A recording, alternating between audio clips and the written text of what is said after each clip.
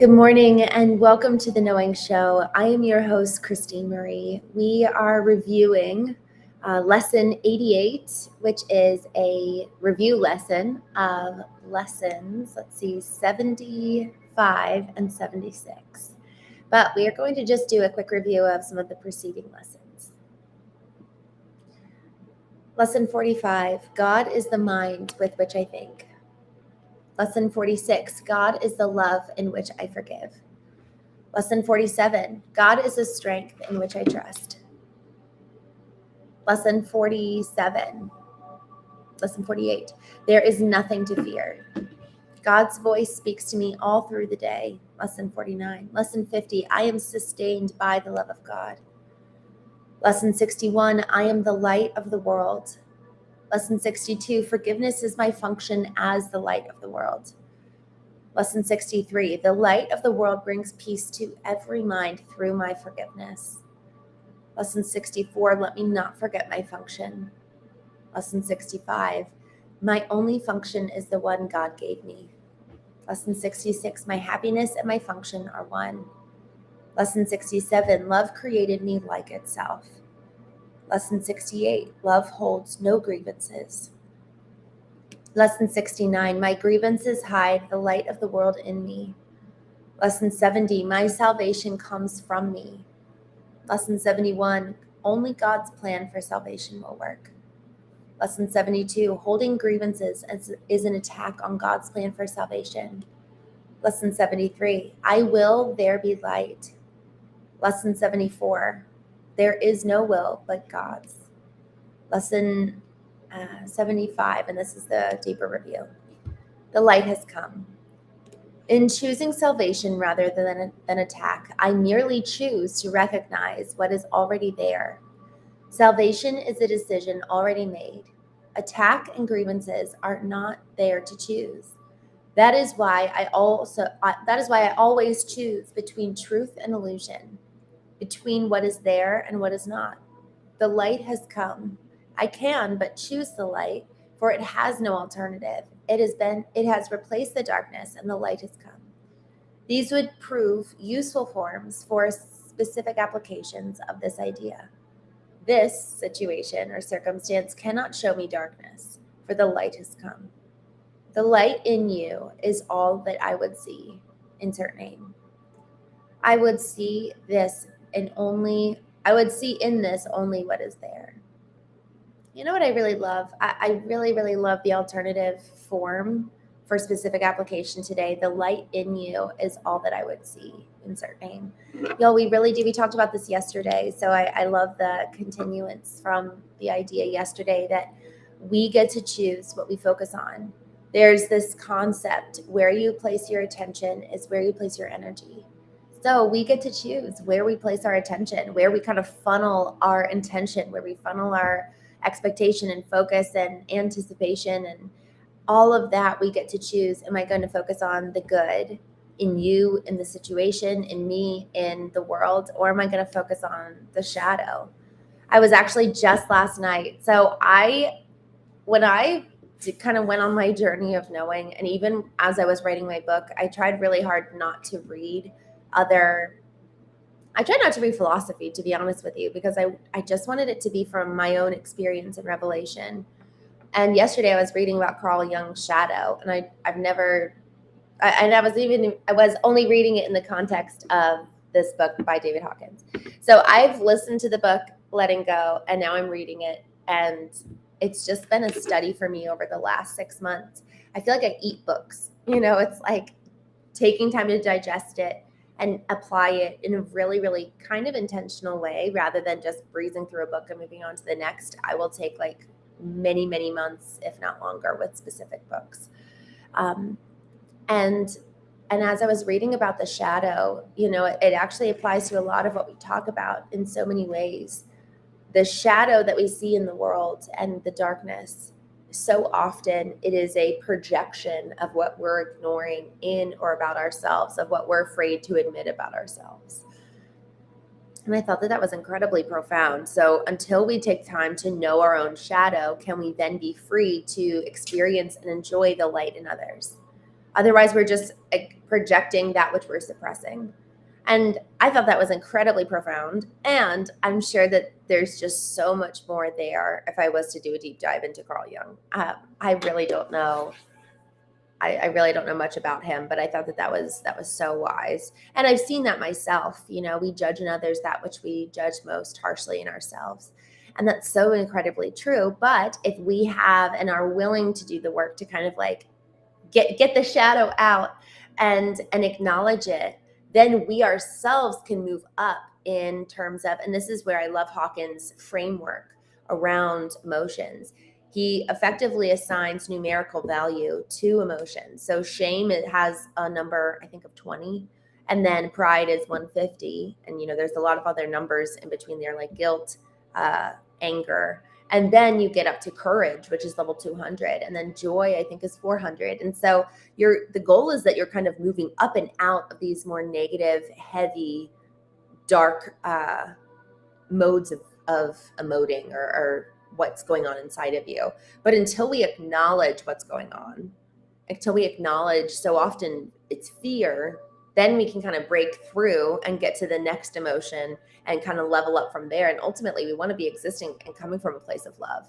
But if we're hiding suppressed fear or suppressed emotions that we're not addressing, we actually end up not only not being able to get to the next level of emotions ourselves, but we're also projecting it on other people. And so this concept of the light in you is all that I would see, man, that's a choice. We choose how we're going to view other people, and we choose how we get to view ourselves. And so the question is what do we want to see? Because so much of it does actually depend on what we want. I didn't want to heal for about 6.5 years from my brother-in-law being killed. I wanted to carry the pain close to my chest because I didn't, I felt like almost I was keeping him alive longer through grief rather than keeping him alive longer through joy and being able to honor him with the life that I lived fully. I was afraid that if I chose joy that he would be forgotten. And so I chose to exist kind of in that darkened state of grief and not really live to the fullness because I didn't want the light. And so y'all, at the end of the day, it's like, what's our core root? What do you even desire? Yesterday, we were talking about the will of God. And so if we want the will of God, we actually have to change and allow for our wants to align under his will. And so that's just food for thought this morning of what do I really want and what am I willing to let go of to be able to effectively align myself under the hierarchy of what is God's will? What does he want? And who was I even created to be in the first place? Because it is glorious. I really believe that. I believe every single one of us was created with so much intention. And there's something beautiful for you and I to accomplish with our lives. Every single person, there is no exception to this. But it's all about what we choose and how we choose to live. And are we going to let go and ultimately come into alignment with who God says that we are? Lesson 76. I am under no laws but God's. Here is the perfect statement of my freedom. I am under no laws but God's. I am constantly tempted to make up other laws and give them power over me. I suffer only because of my belief in them. There is no real effect on me at all. I am perfectly free of all the effects of all laws save God's, and his are the laws of freedom. For specific forms in applying this idea, these would be helpful. My perception of this shows me I believe in laws that do not exist. I see only the laws of God at work in this. Let me allow God's laws to work in this and not my own. It reminds me, hold on, I'm going to drink. This reminds me of what my dad told me when I was probably in my early 20s. He said, if you can just believe that God is good, and really actually taking the time to know what are the laws of God, but really understanding the laws of love and understanding, and this is where cause and effect kind of come into play too. Like, oh, what I think about is what usually ends up being my experience. In so many ways, we find what we're looking for. And so if I'm willing to look for the goodness of God and look for joy and look for delight and light in other people, we're going to find that, because God has made he's made all of us in the image of himself. So if we're looking for, where is God showing up? Where is God good? Where is God faithful? We're going to find that every day, all the time. And that doesn't mean it's not going to be painful at times. But if we're looking for redemption, and we want redemption, and we're willing to do the work for redemption, then we're surely going to experience that. I'm just going to take a moment to jump in here in the chat. Good morning. Good to see you. I still don't know how to say your name. The one who said, hey, with your, I wish I knew how to address you, but good morning. I'm doing well. Thanks for hanging out with us. Uriel, good morning. Winston, Uriel, you asked, what script are you reading? I'm reading A Course in Miracles. We read a lesson every single day. Mayra, good morning. Armandolo, good morning. Thanks for hanging out. Melvin, Olski, Winston. I don't know what you're seeing, my friend, but I'm glad you're here. The Dax Anderson Show, good morning. I hope you're doing well. HB, good morning. Easy, thanks for hanging out. Luis, you're good, girl. Good morning. Bruno, good morning. Mr. Shag Dog, Plasma, Throbbing, good morning.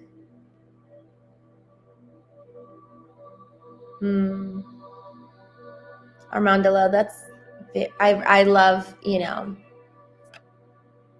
when light is in you, when light's in you, you really attract a lot of people. And people see the light, but it's also, so it's our choice to see the light and to be the light in both regards. All right, going through the chat here. Preston, good morning. Scarecrow, good morning. Paxton, I'm so glad you're here. Preston, good morning. Thank you. Wycliffe. I'm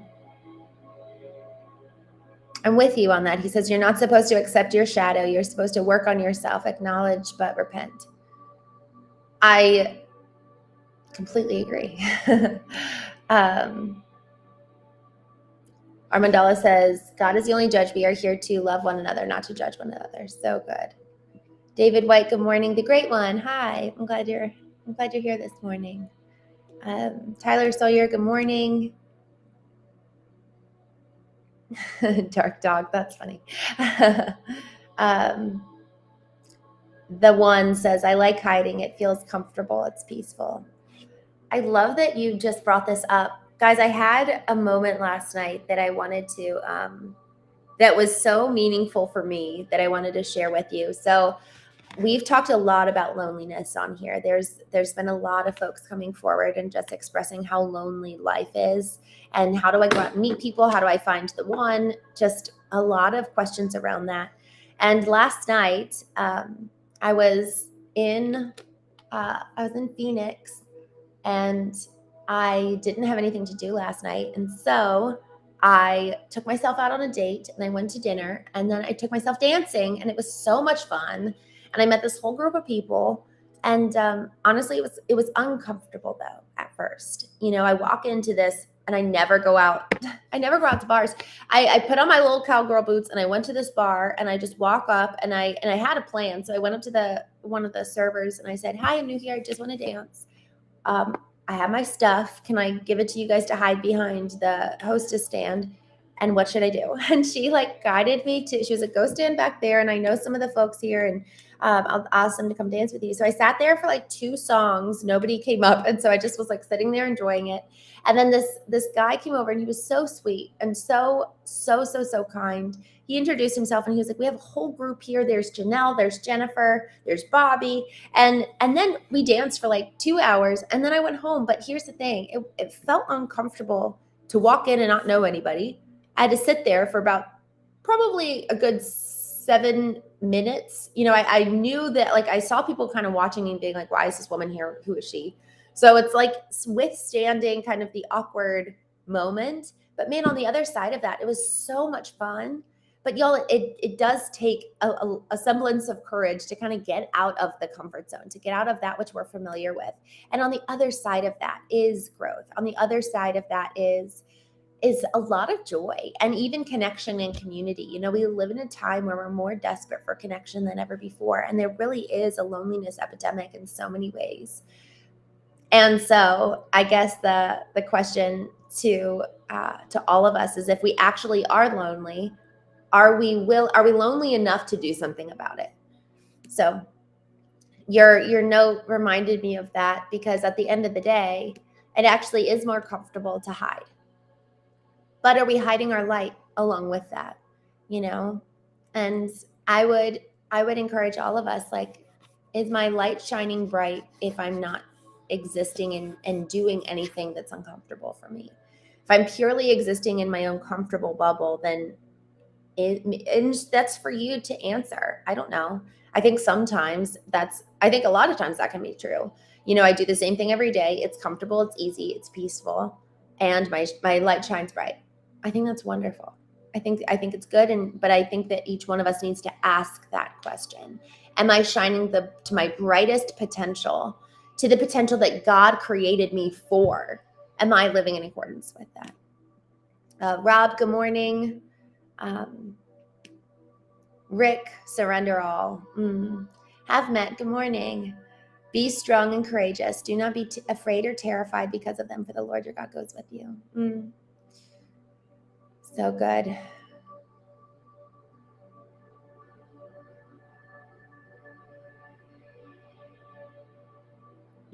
Bobby says, God isn't good. God is great. I love that. 4748. I'm glad I subscribed. I'm so glad. Thank you. I'm glad you're here. One Take Adventure. Good morning. Hello, everyone.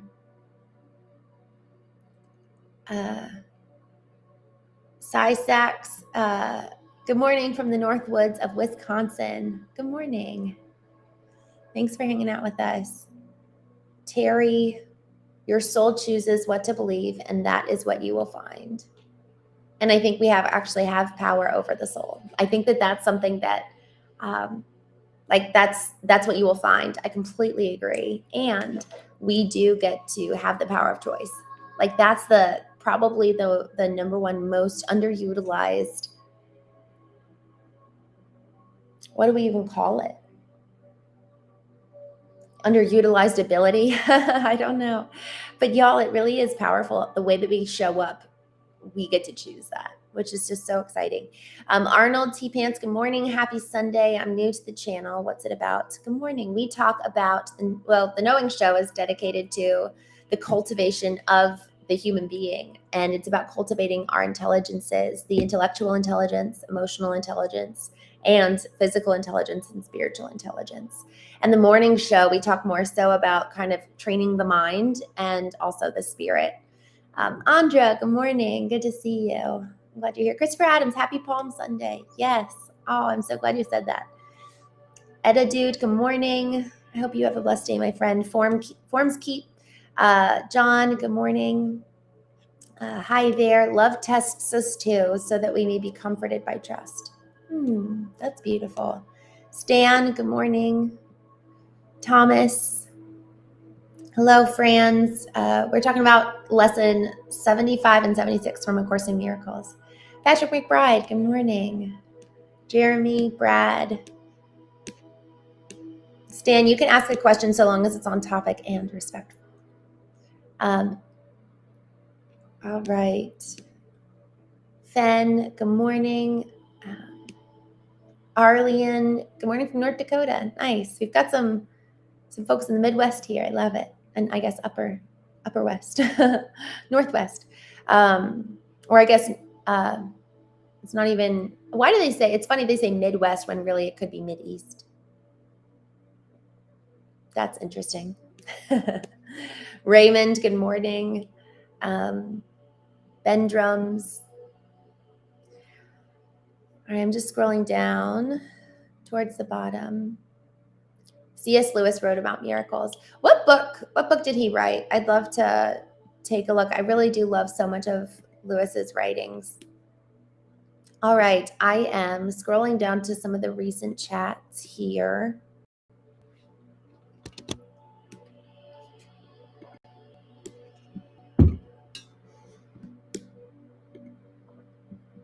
All right.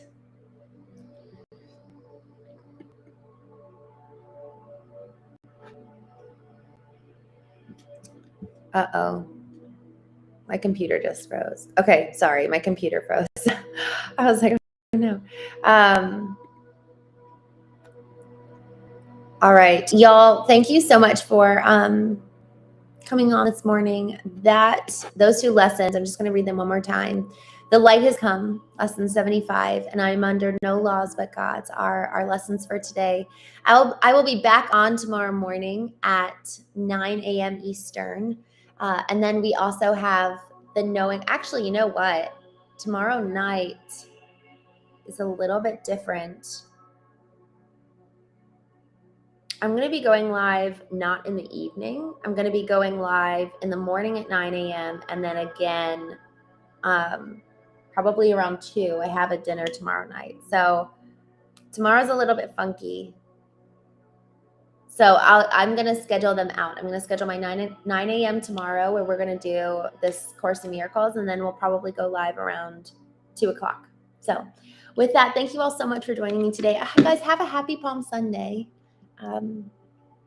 Remember, we get to choose. We get to choose how we show up. We get to choose the type of way and manner we engage with the world. We get to choose if we see other people, the light in them, or if we see all the negative. So we have a lot of power, and I hope and pray that every single one of us utilizes that power for good, to see the light in others and really walk in the fullness of our own potential, who we can be, who we were created to be in the first place. Because each one of us was created for a glorious reason and a glorious mission. So, Sender V, so good to see you. Alexi, YouTuber 1670, Quinn. Thank you guys so much for coming on here. I will see you all tomorrow, 9 a.m. Eastern, and then